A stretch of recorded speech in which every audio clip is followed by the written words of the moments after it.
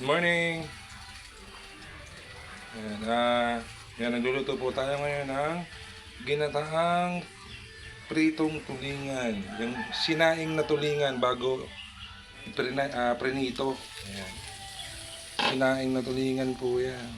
Bago prinito natin. Ayan. Prinito natin siya. Tapos, igagata natin siya with malunggay. So lalagay na natin, napakasarap po nito, napakalasa. So yung pinagsaingan po nitong tulingan, doon po tayo mismo nagata para malasa na siya. Ayan. So nilagyan na natin ng isang damukal na malunggay para healthy. Ayan. So lalagyan natin ngayon yung sinaing na tulingan na prinito natin.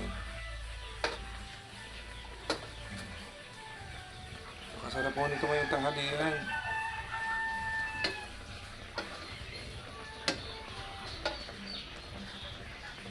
Kayo po ba, ano ba mga ulam nyo ngayon? Yan, ito po yung sa amin. Yan, ginataang sinaing na tulingan. Bago prinito po natin yung tulingan, bago po natin siya ginata. Yan, so lagyan natin siya ng malunggay para mas healthy.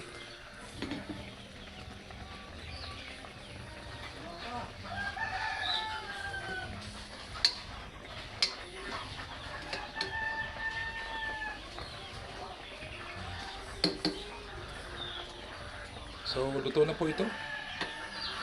Kain na. Thank you for watching, guys. And comment down below kung anong tawag sa mga lugar sa mga probinsya nyo ng recipe na to. Sa recipe to, anong tawag.